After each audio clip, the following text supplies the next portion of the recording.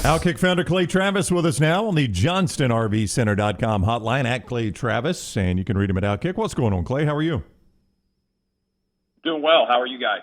Doing wonderful. Thanks a lot. I was reading a story. I have been banging the drum, and I've talked to you about this on this show multiple times about Nashville building a dome stadium and building it over on the East Bank there where Nissan Stadium is in that vicinity. And I just read the other day that they were going to try to upgrade Nissan Stadium, but they don't even make the windows that place has anymore. So it's basically they're forced to do this now, right? I mean, this is headed down the road of no return where Nashville's going to have to build maybe not a dome, but at least a world-class stadium there. Yeah, I'm excited. I think they're going to have a roof, and it is going to be wildly, I think, popular. Super Bowls, Final Fours, everything, national championship games, college football, playoff games, WrestleMania, whatever you can think of that is a big event that would bring tens of thousands, maybe even the World Cup, tens of thousands of people to a venue all year round. Nashville's going to have it. So it's going to be a battle, and I'm sure there'll be a lot of discussion about it. But to me, now's the time to have like a 25 or 30 year conversation about what the future of the East Bank, for people who are familiar with Nashville, is going to be. And I think they'll build, and not, by the way, not even just sporting events. You think about all of the major concerts that come through Nashville and the big events for music, to know that you have effectively a roof covering there, so you're never going to get a rain out or have major issues associated with weather, would be wildly helpful to that as well. So Dunaway mentioned the Art Briles thing, and we won't get too deep on it, but I do want your opinion on this. It looks like after 6 years, the guy is not going to be hired anywhere. It just doesn't look like and look, you did a deep dive into this, and we had Chip Brown on last week, and he's done a lot of due diligence in this. It just seems like the majority of people are going to say Art Briles does not deserve the second chance. If a guy like Nick Saban hired Art Briles, do you think he could get away with it?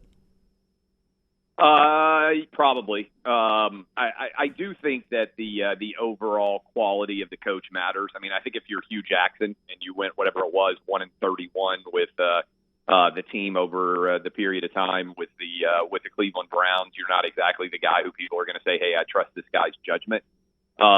I think the reality for Art Briles is he was the fall guy. He was the scapegoat for what happened at Baylor. And it's amazing and disappointing to me how few people are actually willing to examine any of the details there. They didn't even fire Art Briles for cause at Baylor. They paid him out the money that he was owed under his contract, and acknowledged that all of the issues that Baylor had with Title IX were systemic and related to the university as a whole. Football was a part of, as opposed to the cause of, the Title IX issues at Baylor. And so it's just wild to me that Art Briles seems to be kind of the guy who's perpetually caught in this spin cycle and unable to escape the constant mob online. I mean, it is really kind of crazy. I mean, you think about all the people who have come back from issues in the world of sports. I mean, Kobe Bryant got accused of rape and got 2 jerseys retired. I mean. And not just accused, he stood trial for rape. I mean, Mike Tyson went to prison for rape and had his own comedy show in Las Vegas, including a really funny stand-in for The Hangover. And so again, I just think it's strange who is allowed to kind of recover from issues which are far more significant and directly related to their own behavior. And who isn't? I mean, Deshaun Watson right now has been accused of sexually assaulting 24 different women, and on a daily basis, it feels like there's a discussion about which teams might trade for him, and he wasn't even suspended and just decided to sit out and not play last season. Got his full salary. So a lot of this is just very arbitrary. And also, frankly, not that intelligent. I mean, I did a long-form conversation. People can go listen to my conversation with Art Briles. They can go read what we've written about at Outkick, what the court cases have shown.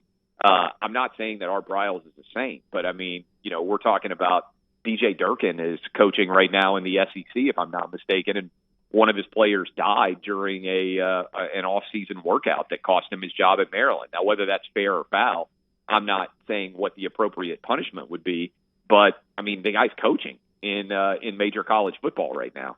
So it's very strange to me who's allowed to come back and who's not allowed to come back. And I don't know how much of this has to do with Art Briles maybe not doing much media and just kind of allowing other people to define him and trusting that the truth was going to get out there. But it just obviously has not. And I don't think that, first of all, I'm a guy who believes in second and third chances, right? Maybe that's the kid who grew up in Southern Baptist Church, probably like a lot of people who were listening to you. Like, I'm not the hanging judge, so to speak, when it comes to misbehavior and whether you should ever be able to work again. But it's crazy to me that our Briles can't get a job basically anywhere. Clay Travis is with us on the JohnstonRVCenter.com hotline. Last we spoke with you, you were getting ready to talk to former President Donald Trump. And I'm interested, after you leave the office, you talked to him when he was the sitting president, and now afterwards, could you tell a difference in his personality? And as far as the security around him, did that change any? And just a little overview of what that whole scene was like a week ago. Well, first of all, I think in general, and I'm not an expert on presidential security, far from it, but the idea is that the security is there, but you don't feel like it's, all encompassing, right? So, I mean, there was the decent amount of security that we had to go through to get into Mar-a-Lago, but Mar-a-Lago, like the White House, is basically, it's not really it's a private home. Yes, someone lives there, but it's also a fully functional office in the case of the White House and a fully functional club in the case of Mar-a-Lago. So there's a lot of people there. There's a lot of people moving around during the course of whatever day you might be there. One of the things that's always impressed me about Trump, based on my experience, is, and this is, I'll give you an example, he calls himself when he does a radio interview. And, I mean, people out there listening right now may not think that that's a big deal, but if you have like the backup second baseman on who's doing a Axe body spray, discussion with you at the Super Bowl, he has like 4 handlers with him, right? Like, there's a huge entourage of people moving around with that person. The number of quote unquote celebrities who ever call you, like President Trump, when he was the president, called in himself to do the interview with me the multiple times that he was on my show. And so my producer picks up the phone and, he says, "Hey, this is Donald Trump. I'm supposed to talk to Clay Travis here in a few minutes." Wow. And so, yeah, I mean, it's just kind of for someone, and it makes sense because for someone who is as wealthy and obviously as accomplished as he is, he doesn't have like some massive entourage of people that are constantly surrounding him. I've seen, a lot of athletes, for instance, at Radio Row at the Super Bowl. Some of those guys have 10 or 15 people that are trailing them. I mean, it's a small army of people. When Trump walked in for our interview a week ago today at Mar-a-Lago, he had one person with him. He had no advisors sitting around. He sat for a full hour with us. Obviously, the conversation continues during commercial breaks and everything else. It's just my co-host and I, and him on the other side of the table. There's nobody passing him notes. There's nobody talking to him about what he needs to say or what the conversation needs to sound like or what kind of talking points he needs to get out. It's Trump with one aide who was carrying a lot of his, papers and materials and stuff like that. But she just sat off to the side and really never said a word to him during the course of the interview. And so, to me, he looked healthy. He looked super relaxed. He's obviously down in Florida, so he's playing a lot of golf, and he's outside the fray of the White House. I would imagine he probably gets more sleep, and I would imagine it's a lot less stressful to be not the president than it is to be the president. But I thought he looked good. I mean, we're talking about a guy who's 76 or 75 years old, whatever Trump is right now. I think if you compare him to, I saw the video of Joe Biden. I don't know if you guys saw it, walking across the White House grounds yesterday. where he looked, first of all, he had a mask on by himself, which makes no sense. And he looked like, he's walking like SpongeBob SquarePants, like he could barely lift his feet and put one foot in front of the other.